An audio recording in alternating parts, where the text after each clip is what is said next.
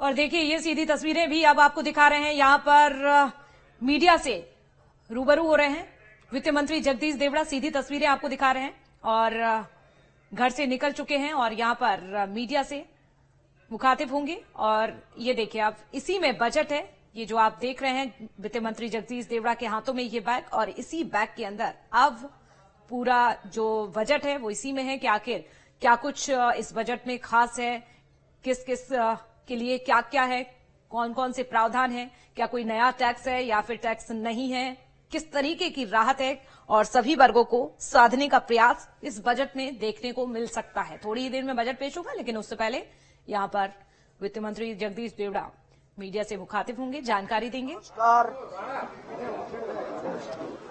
नमस्कार सभी print media, electronic media के हमारे सभी साथियों को मेरी ओर से बहुत बहुत बधाई, शुभकामनाएं, मंगल कामनाएं।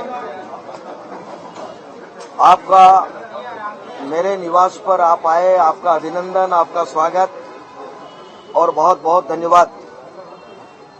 आज मध्य प्रदेश सरकार का बजट आज प्रस्तुत होगा, लेकिन सबसे पहले मैं आज, जैसा कि सबको पता होगा कि समाचार पत्र में भी आया है, उत्तर प्रदेश में हाथरस में बहुत बड़ी कोई घटना हुई है और इंदौर में भी कुछ घटना हुई है, जिसमें आश्रम में कुछ बच्चों की मृत्यु हुई है। तो उत्तर प्रदेश की घटना भी और मध्य प्रदेश में भी जितनी भी दिव्य आत्मा है उनको मैं सबसे पहले श्रद्धा सुमन अर्पित करता हूं, उनको श्रद्धांजलि अर्पित करता हूं। ईश्वर उनकी आत्मा को शांति प्रदान करे और परिवार के उन सब लोगों को इस दुख की घड़ी में साहस प्रदान करे और प्रभु उनको ईश्वर के चरणों में स्थान दे। उपस्थित बंधुओं, सभी प्रेस के साथियों, आज मध्य प्रदेश सरकार का मुख्य बजट आज यहां विधानसभा में प्रस्तुत होगा। मध्य प्रदेश के यशस्वी मुख्यमंत्री डॉक्टर मोहन यादव जी के नेतृत्व में मध्य प्रदेश की सरकार बहुत ही बेहतर और बहुत ही अच्छा काम कर रही है। यशस्वी प्रधानमंत्री नरेंद्र मोदी जी के मार्गदर्शन में पूरा देश उन्नति की ओर अग्रसर है। उनके मार्गदर्शन में हम सब लोग काम कर रहे हैं। आज मध्य प्रदेश सरकार का यह बजट प्रस्तुत होगा। जनता का बजट, जनता के लिए और जनता को ये समर्पित होगा। हमने जैसा कि पूर्व में बजट प्रस्तुत किए थे, उसमें भी हमने जनता के सुझाव आमंत्रित किए थे और प्रबुद्ध जनों से भी हमने संवाद किया था। जो बजट के विषय विशेषज्ञ हैं, उन लोगों का भी हमने एक संवाद का कार्यक्रम प्रशासन एकेडमी भोपाल में रखा था। बहुत ही महत्वपूर्ण लोग उसमें आए थे। सब सुझावों को हमने एकत्रित करके उन पर मंथन किया है। मध्य प्रदेश सरकार का बजट कैसा हो, इस पर पूरी तरह से हमने गंभीरता से विचार किया है और जो सुझाव इस बजट में सम्मिलित करने जैसे थे, उनको हमने निश्चित रूप से उनमें सम्मिलित किया है। यह बजट निश्चित रूप से सर्वस्पर्शी बजट है। सभी वर्गों का विशेष तौर से ध्यान रखा है। जैसा कि यशस्वी प्रधानमंत्री मोदी जी कहते हैं कि इस देश में गरीब, युवा, किसान और महिलाएं, इन पर हम सबसे ज्यादा फोकस करने का काम सरकार का इस पर है। निश्चित रूप से हमने भी इन सब बातों का ध्यान इस मध्य प्रदेश के बजट को प्रस्तुत करने में, बजट को पेश करने में रखा है। गांव, गरीब, किसान, मजदूर, युवा, महिलाएं, सभी वर्गों का हमने इसका पूरी तरह से ध्यान रखा है। सर्वस्पर्शी बजट है और निश्चित रूप से आने वाले वर्ष में मध्य प्रदेश हमारा तरक्की करेगा और यहाँ की जनता खुशहाल रहे, यही कामना करते हुए आज बजट हम प्रस्तुत करेंगे। कोई भी योजना जो मध्य प्रदेश सरकार की चली आ रही है योजनाएं, वो कोई योजना बंद नहीं होगी और उन सब योजनाओं को हम जारी रखेंगे। कोई मध्य प्रदेश की जनता पर कोई नया टैक्स नहीं लगेगा, पहले भी नहीं लगाया था और न कोई नया टैक्स अभी लगेगा।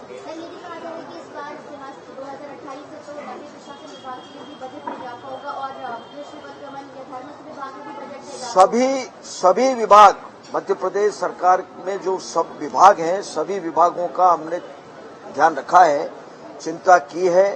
कहीं किसी विभाग में कोई कमी नहीं आएगी, चाहे वो चिकित्सा, शिक्षा, खेल, सभी जितने विभाग हैं सब में हम पूरी तरह से ध्यान रखेंगे और निश्चित रूप से इसमें ध्यान रख करके ही बजट प्रस्तुत हमने करेंगे। आज आर्थिक सर्वेक्षण आ चुका है, इसके अलावा मध्य प्रदेश सरकार पर जो कर्ज है, कर्ज को खत्म करने कोई प्लानिंग?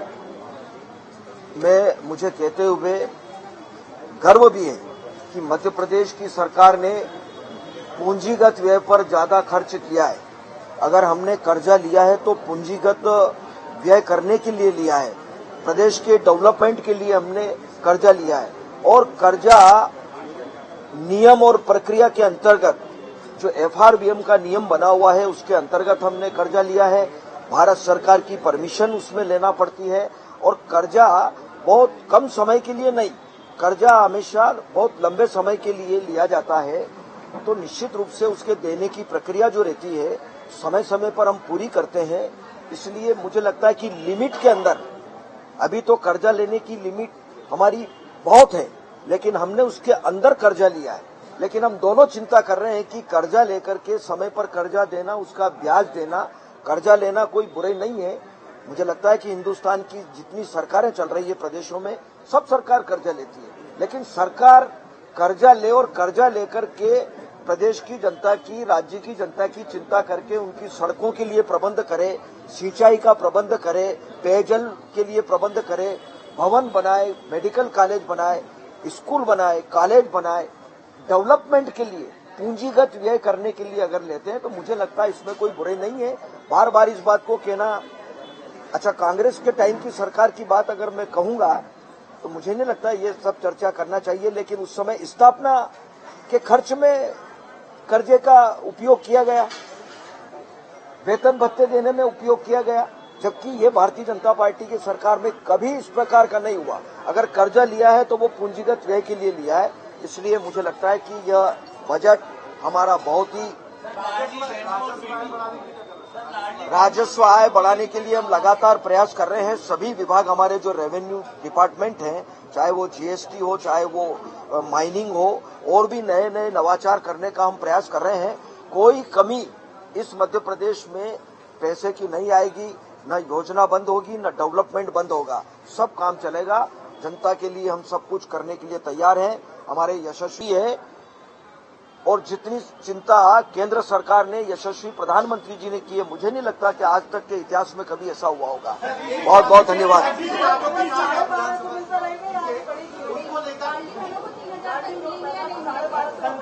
संकल्प पत्र 5 वर्ष के लिए होता है।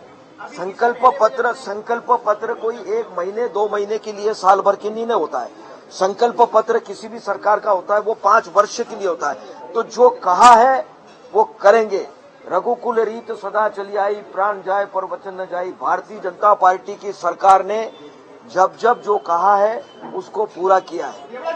सवाल है, पहले और बाद में लगातार सरकार ये दावे करती रही थी कि अलग अलग लोग बनाए जाएंगे, जिस तरह से लोग बनाने की बात की, और दूसरे खासतौर पर धार्मिक मामलों को लेकर राम पर, कमल पर, इसको लेकर बजट में खासतौर पर क्या देखने को मिल रहा है?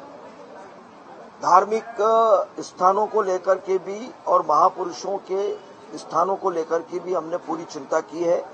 और आपको मुझे लगता है कि पता होगा, संत रविदास जी महाराज का जो, संत शिरोमणि रविदास जी महाराज का जो मंदिर है सागर में, 100 करोड़, कोई उज्जैन का ले लें, ओंकारेश्वर का ले लें, जहां भी ले लें, सारे पहले कभी मैंने नहीं देखा।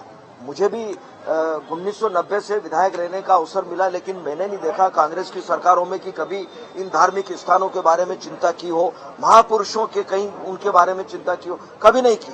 इसलिए मध्य प्रदेश की सरकार आपकी भावना के अनुरूप, आप जो चाहते हैं उसके अनुरूप निश्चित रूप से आपकी भावना का सम्मान करने वाली सरकार है और आगे भी करेगी।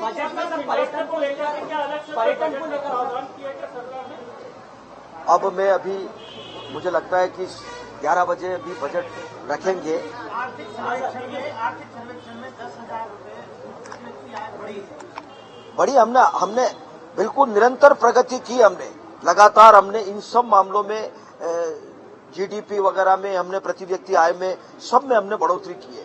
तो मुझे खुशी है आप सब लोग रहेंगे, इसलिए आपका धन्यवाद। Thank you.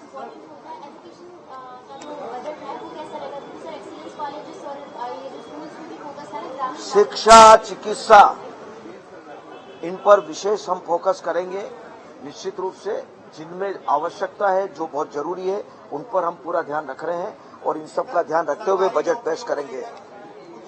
सभी का इसीलिए कहा है कि युवा, गरीब, महिलाएं, किसान, इसीलिए प्रधानमंत्री जी ने 4 बताए, 4 महत्वपूर्ण है, इन पर पूरा फोकस करेंगे। आप सबका निवास स्थान पर आए, इसलिए मेरी ओर से बहुत धन्यवाद, बहुत बहुत आभार आपका। Thank you.